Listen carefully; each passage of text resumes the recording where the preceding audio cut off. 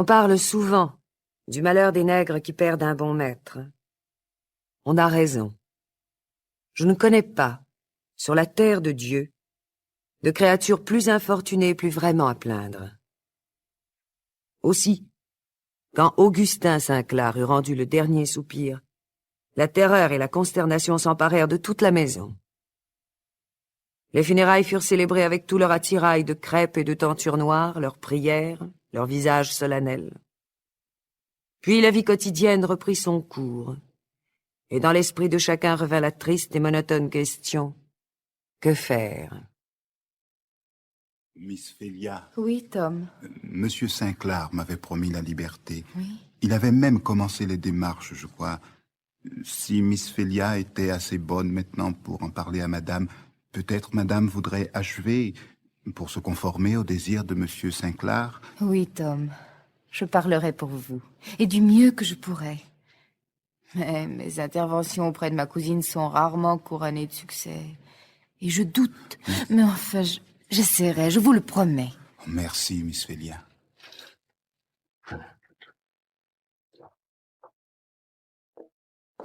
Montrez-moi encore une fois cette étoffe-ci. Oui, madame.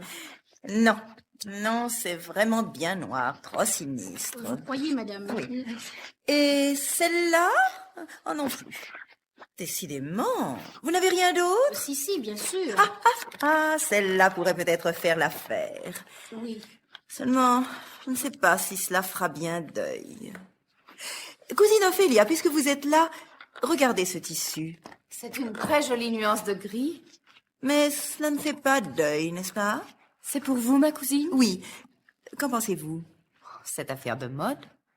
Vous êtes meilleur juge que moi. C'est qu'il faut que je me décide. Je n'ai plus rien à mettre et je pars la semaine prochaine. Ah, déjà? C'est décidé. Oui, le frère d'Augustin a écrit. Il pense, comme l'homme d'affaires, qu'il faut vendre sans tarder le mobilier et les esclaves. Pour la maison, on attendra une occasion favorable. Alors, je la prends? Mon Dieu, cousine, cela fera une très jolie robe. Je vous écoute. Alors, vous me préparerez celle-ci en premier, Oui, madame. puis celle-ci, Oui. celle-ci Oui. et celle-là. Voilà. Bon, madame. Un souci de moins. Asseyez-vous, cousine. Vous prendrez bien une tasse de thé avec moi. Merci. Je voulais vous parler d'une chose, cousine. Je suis ravie du choix que vous avez fait de ce tissu gris-bleu. Oui? Quoi? Vous savez sans doute qu'Augustin avait promis la liberté à Tom. Il avait même commencé les premières formalités. Je pense que vous voudrez les terminer. Certainement pas. Tom est un des meilleurs et les plus chers de nos esclaves. Je ne lui rendrai pas sa liberté. Et puis, qu'en ferait-il? Il est bien plus heureux comme ça. Il la désire de tout son cœur. Bien sûr, il la désire tous. Mais pour leur bien, il faut se garder de les écouter. Nous savons ce qui arrive quand on les renvoie. Le plus travailleur devient paresseux, le plus sobre s'enivre et fait un mauvais sujet. Quand bien même on serait, comme moi, de toute façon hostile à l'émancipation, il n'y a aucune raison de les affranchir. Mais Tom, il est si sérieux, si pieux. Tant que nous le tenons. J'en ai vu 100 comme lui. Mais lâchez-les. Mais s'il tombe entre les mains d'un mauvais maître... Folie que tout cela, ma chère Ophélia. Il n'y a pas un mauvais maître sur 100. Les maîtres sont bien meilleurs qu'on ne le dit. Naturellement, ce sont les esclaves qui leur font cette réputation. Mais, croyez-moi, je suis née dans le Sud, j'ai été élevée dans le Sud, je n'ai jamais vu un maître qui ne traitât convenablement ses esclaves. Soit. Je veux bien vous croire, cousine. Mais je sais qu'un des derniers désirs de votre mari fut de rendre la liberté à Tom. C'est une des promesses qu'il avait faites au lit de mort de notre chère Eva. Oh. Je pensais que vous voudriez la respecter. Oh, mon Dieu!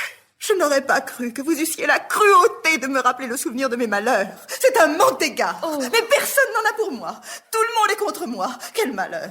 J'ai perdu dans l'espace d'un mois une fille que je chérissais, un mari que j'aimais. Tout m'a été enlevé, tout. Et vous avez assez peu de tendresse pour moi pour me rappeler ces souvenirs qui m'accablent. Oh, mamie! Mamie, qu'on ouvre la fenêtre. J'étouffe. Mais c'est... Oui, madame.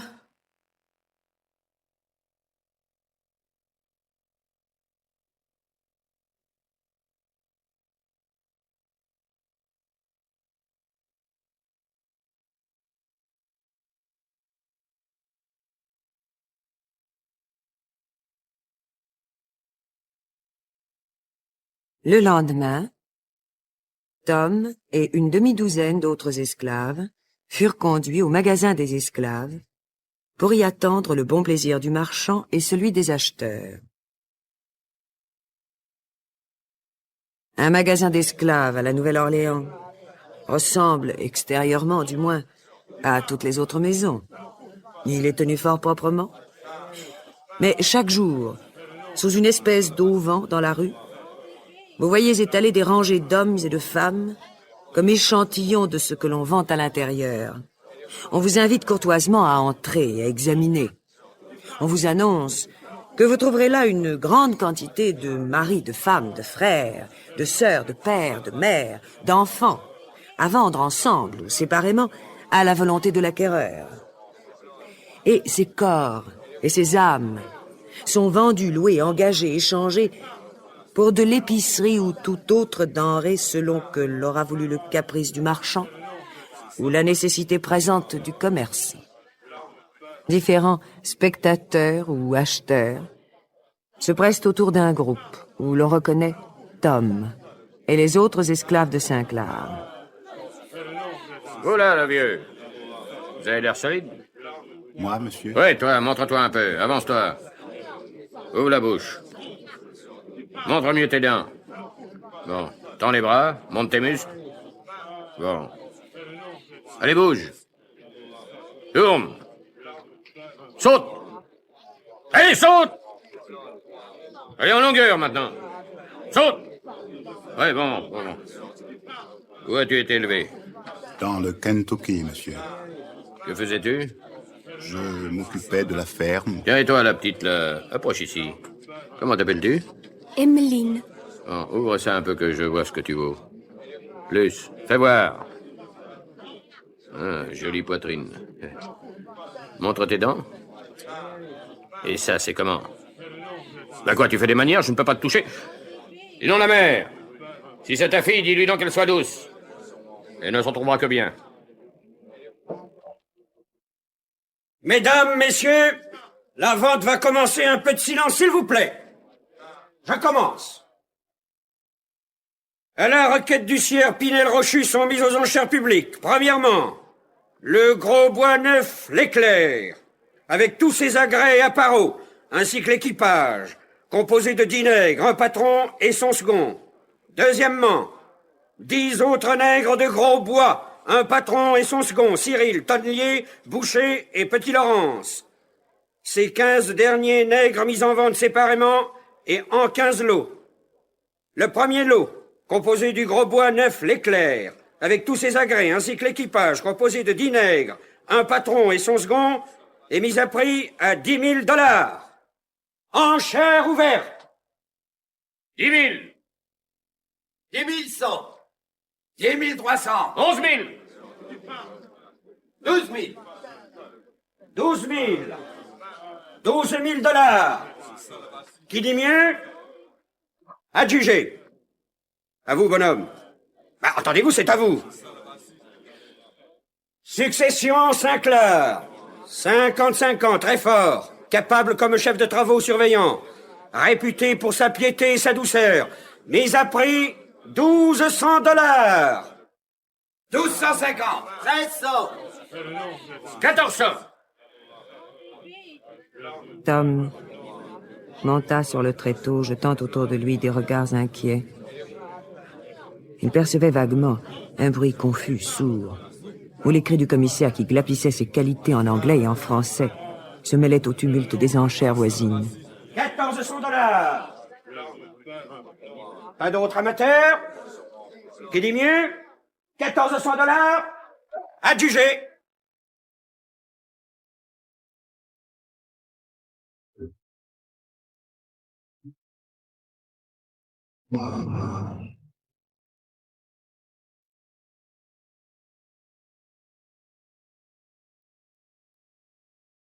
C'en est fait. Tom est adjugé. Il a un nouveau maître. Celui-ci se nomme Simon Legris. Il possède une plantation sur les bords de la rivière Rouge.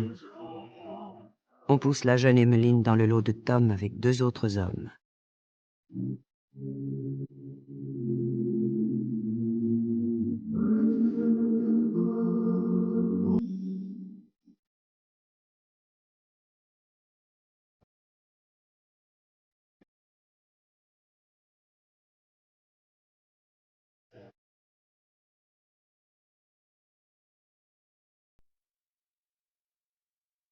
Au fond du bateau qui remonte la rivière rouge, Tom est assis, les chaînes aux mains, les chaînes aux pieds, et sur le cœur, un froid plus puissant que ces chaînes.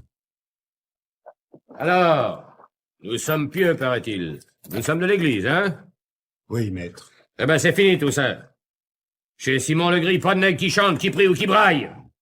Souvenez-vous-en et prenez-y garde. Votre église à vous autres, maintenant, c'est moi, rien que moi. Et toi, ma petite, d'âge d'être un peu plus gai, hein?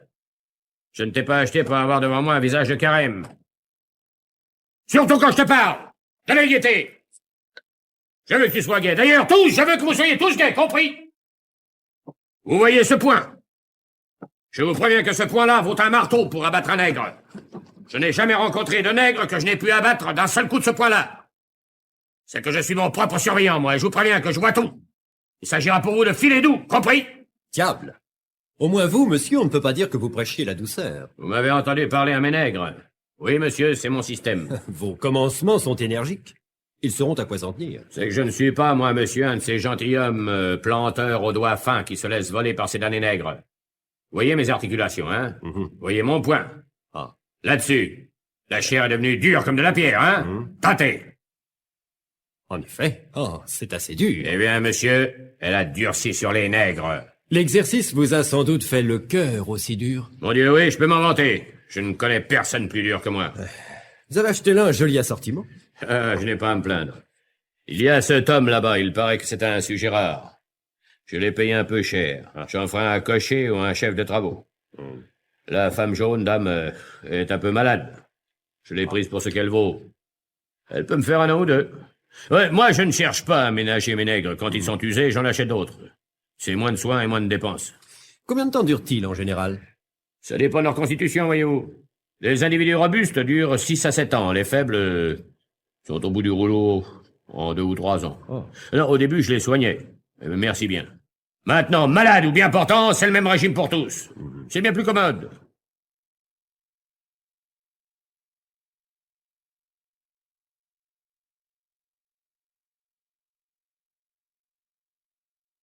Le steamer s'arrêta devant une petite ville, et le gris descendit avec sa troupe. Tom et ses compagnons se rangèrent derrière une lourde voiture et s'avancèrent péniblement sur une route difficile.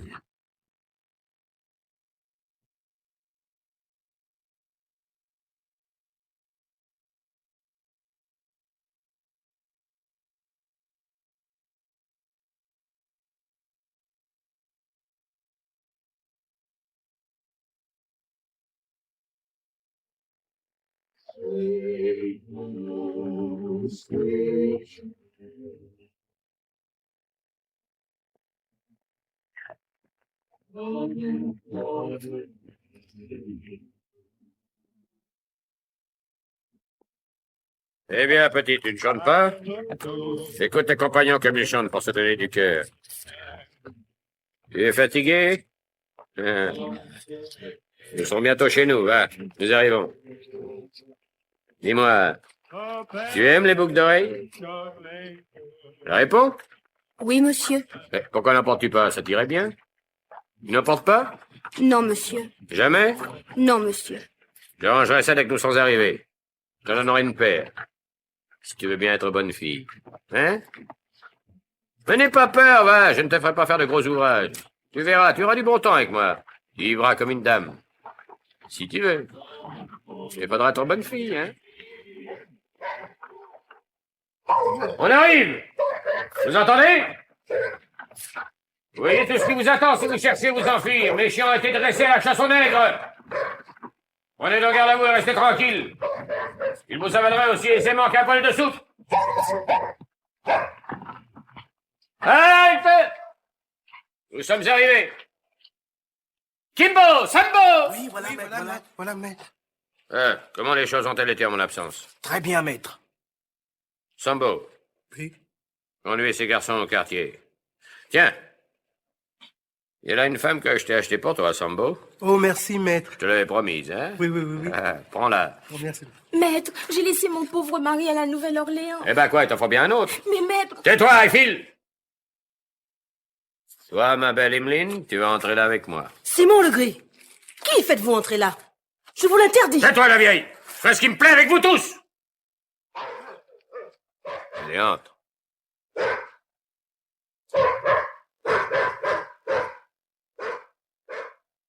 Legris prit bonne note des qualités de Tom et le rangea tout de suite parmi les esclaves de premier choix. Il avait songé en l'achetant qu'il pourrait en faire une sorte de surveillant, auquel il confierait ses affaires pendant ses absences. Mais selon lui, pour ce poste, la première, la seconde et la troisième condition, c'était la dureté.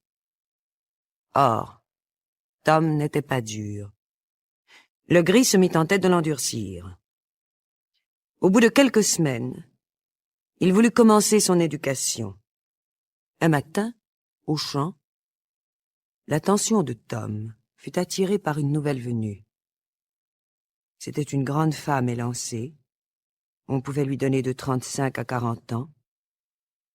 On voyait sur son visage les marques d'un chagrin profond. D'où venait-elle? Qui était-elle? Tom l'ignorait. Les autres esclaves la connaissaient, car tous les regards se tournèrent vers elle lorsqu'elle se mit à travailler dans le champ de coton. Tom, qui ce jour-là travaillait près de la mulâtresse achetée avec lui, remarqua l'habileté et la dextérité naturelle de l'inconnu qui ramassait le coton vite et bien, mais avec une sorte de dédain, comme si elle eût également méprisé et son travail et sa condition.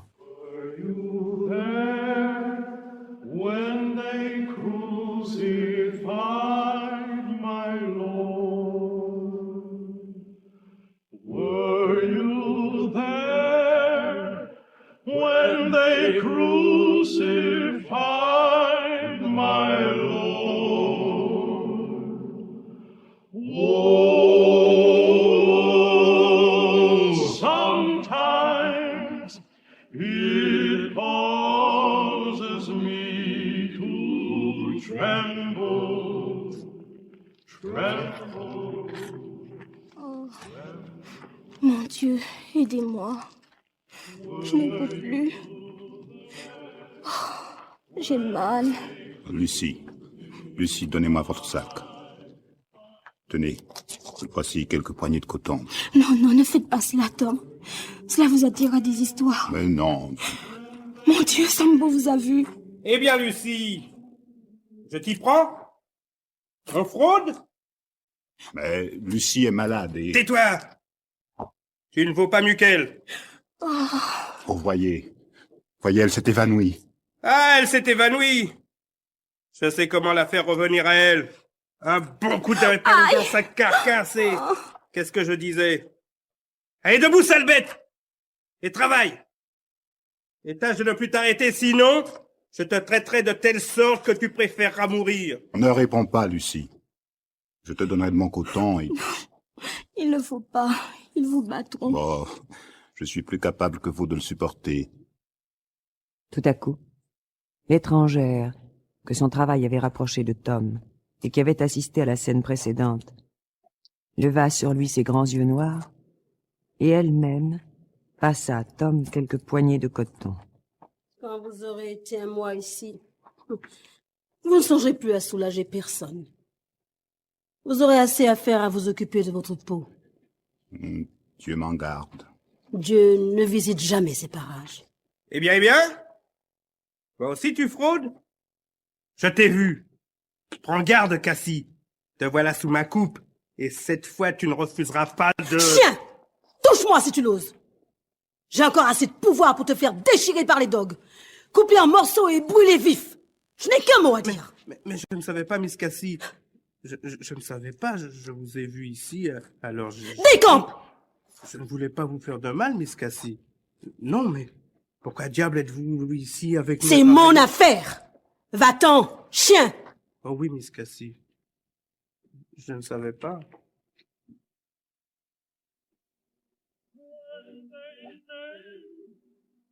Sambo a l'air bien sombre, maître. Sambo! Oui, maître. Qu'est-ce qu'il y a? Oh, cet homme va mettre le trouble ici, maître. Tom? Il est pourtant bien calme et il travaille bien. Oui, mais je l'ai surpris en train de mettre du coton dans le panier de Lucie. Un de ces jours, il persuadera aux nègres qu'ils sont maltraités. Si le maître ne le surveille pas de près... Bon, on va lui donner une leçon. Pas vrai, garçon? Il n'y a que Monsieur Legré pour donner de bonnes leçons. Le meilleur moyen de lui ôter ses mauvaises idées, c'est de le forcer à donner le fouet lui-même. Ah, comme ça, Lucie apprendra peut-être bien, elle aussi, à obéir. C'est qu'elle ne veut pas me prendre comme le maître le lui a ordonné. Et tout à l'heure, je l'ai surprise à se faire aider par ce Tom. Eh bien, il aura aussi le plaisir de la fouetter. Oh, c'est que le poids du coton pourrait y être. Non seulement Tom, mais Miss Cassie aussi a aidé à remplir le panier de Lucie. Miss Cassie a fait sa journée, elle aussi. Elle épluchait le coton comme le diable lui-même. Eh, c'est qu'elle l'a dans le corps, le diable. Allez, siffle, Kimbo. Il se présente à la pesée. Si Lucie n'a pas le compte... Oh, elle l'aura. Non, c'est moi qui pèse. Allons, dépêchons. Luby. Donne ton panier, Lucie. Mais le compte n'y est pas. Sale paresseuse. Mets-toi ici. On s'occupera de toi tout à l'heure. À toi, Tom. Ton panier. Le poirier, bon. Continuez à peser, vous autres. J'ai 2 mots à dire au père Tom. Voilà, Tom, je ne t'ai pas acheté pour faire un travail grossier, je te l'ai dit. À partir de demain, tu conduiras les travaux. Pour bien t'acquitter de ce travail, il te faut de la fermeté, Tom. Écoute-moi.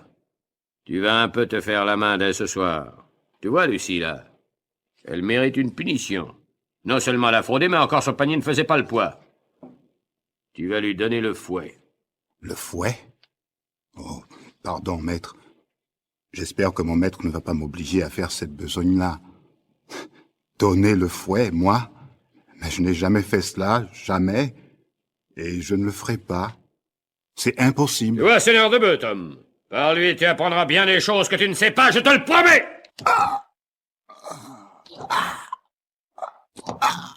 Alors, est-ce que tu dis encore que tu ne sais pas donner le fouet? Oui, maître. Je le dirai encore. Je travaillerai jour et nuit tant qu'il y aura en moi un souffle de vie. Mais donner le fouet à quelqu'un, je ne crois pas que cela soit juste, et je ne le ferai jamais. Quoi, misérable bête noire, tu ne trouves pas juste de faire ce que je t'ordonne? Est-ce que tu sais ce qui est juste et ce qui ne l'est pas? Qui crois-tu être? Tu te prends peut-être pour un gentleman, hein, monsieur Tom? Ah, tu te mêles de dire à ton maître ce qui est juste et ce qui ne l'est pas?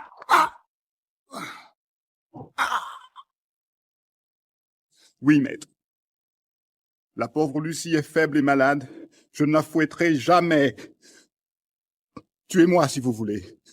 Mais quant à ce qui est de lever la main sur personne ici, non. Non, non, on me tuera plutôt. Écoutez-moi, le chien dévot. Tu veux peut-être nous convertir, hein, saint homme? Ici, misérable. Ah, tu veux le faire passer pour un homme pieux. Tu ne connais donc pas la Bible qui dit serviteur, obéissez à vous-même. Ne suis-je pas ton maître, hein? N'ai-je pas payé 1400 $ pour posséder ta vieille carcasse noire? N'es-tu pas mien à présent, corps et âme? Réponds-moi! Non, non, non. Non. Mon âme n'est pas à vous, maître. Vous ne l'avez pas achetée. Vous ne pourriez pas la payer. Elle a été achetée et payée par quelqu'un qui seul peut la garder, la posséder. Nous allons voir. Sambo, Kimbo! Oui. Ici. Vous avez donné à ce chien une telle volée de coups, il ne s'en relève d'ici un mois.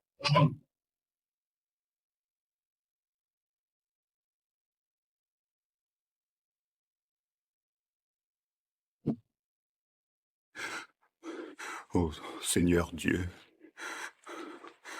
abaissez vos regards sur moi. Donnez-moi la force, donnez-moi la victoire sur tous. Sur tous. Qui est là? Oh, pour l'amour de Dieu, à boire. Un peu d'eau, s'il vous plaît. Je vous emporte, Tom. Oh, merci. Oh, merci. Oh, merci. C'est vous, Cassie? Merci. Essayez de vous soulever. Je vous ai apporté des draps frais. Vous serez mieux que sur cette planche. Montrez-moi vos blessures. J'ai tout ce qu'il faut pour vous soigner. Oh, merci. Vous êtes bonne, Cassie. C'est bien inutile. Bien inutile ce que vous avez fait. Il ne vous servira à rien de lutter. Vous êtes entre les mains du diable, et il est le plus fort. Oh Seigneur, Seigneur, aidez-moi à ne pas céder. Il est bien inutile aussi d'appeler le Seigneur. Il ne nous entend jamais, nous autres. S'il y a un Dieu, c'est sûr qu'il est contre nous. Tout est contre nous, le ciel et la terre. Tout nous pousse vers l'enfer. Oh. Moi, voilà 5 ans que je suis ici, corps et âme, sous le talon de cet homme. Et je le hais, comme le diable. Est-ce que je voulais vivre avec lui? Dieu du ciel. Et cependant, j'ai vécu 5 ans avec lui, le jour et la nuit. Pourquoi lutter? Et comment? Nous sommes à 10 miles de toute plantation, au milieu des savanes. Pas un blanc qui puisse témoigner que vous avez été brûlé vif, déchiré par morceaux, écorché, fouetté jusqu'à la mort et jeté aux chiens. Personne, rien. Pas de loi divine ou humaine qui puisse moindrement adoucir notre sort. 5 ans avec lui, et je maudissais chaque instant de ma vie. Et maintenant, il a une autre, une jeune, qui n'a que 15 ans, pieusement élevée, dit-on. Elle a même apporté sa Bible avec elle. Au diable, elle est sa Bible. Oh Jésus, Jésus, avez-vous tout à fait abandonné vos pauvres créatures? Oh, secourez-moi, Seigneur, secourez-moi. Et eux, ces chiens, vos compagnons pour qui vous acceptez de souffrir, qui sont-ils donc? Pas un qui ne se tournera contre vous à la première occasion. Ils sont tous bas et cruels les uns envers les autres.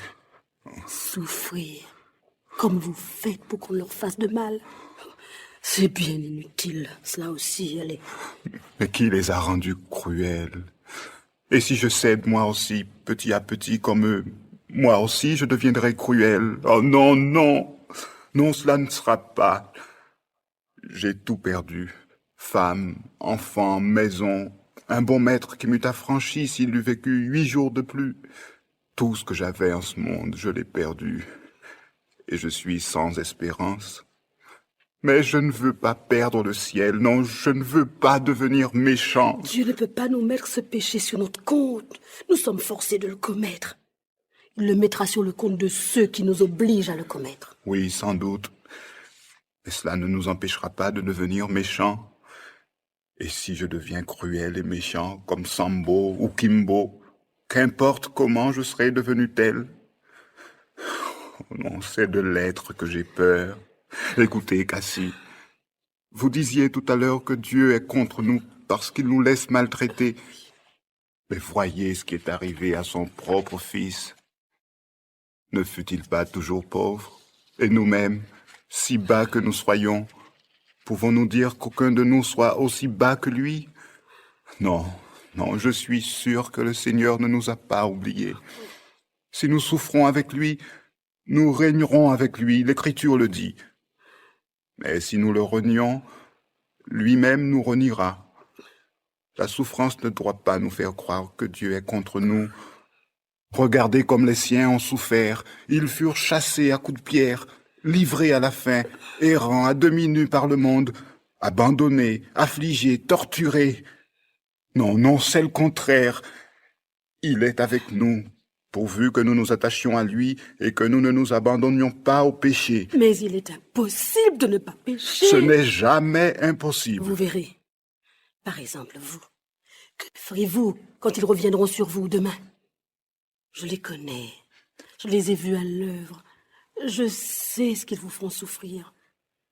Ils vous feront céder à la fin. Le Seigneur prendra soin de mon âme. Il ne me laissera pas succomber. J'ai vu toutes ces larmes. J'ai entendu toutes ces prières.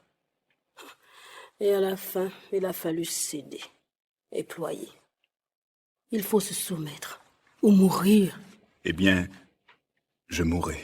J'y consens. Qu'ils prolongent mon supplice, ils ne m'empêcheront pas de mourir un jour après tout. Mourir. Que peuvent-ils de plus? Je les attends. Je suis prêt.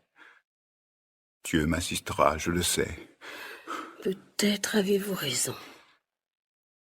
Mais pour ceux qui ont cédé une fois, tout est fini. Un désespéré de Dieu est le plus grand des péchés, Cassie. Dites-moi, comment en êtes-vous venu là? D'où venez-vous? Qui êtes-vous, Cassie? Cela fait du bien de parler quelquefois. Oh, cette jeune fille, Emmeline, qui est venue avec vous, Oui. c'est tout juste moi, à son âge. J'avais 14 ans, quand on me fit sortir du couvent pour assister aux funérailles de mon père. Il était mort subitement. On liquida, et on trouva qu'il y avait à peine de quoi payer les dettes. Il y avait un jeune avocat chargé d'arranger les affaires qui me parlait fort poliment. Un jour, il amena avec lui un jeune homme. Je n'avais jamais vu un homme aussi beau. Oh, je n'oublierai jamais cette soirée-là. Je l'aimais.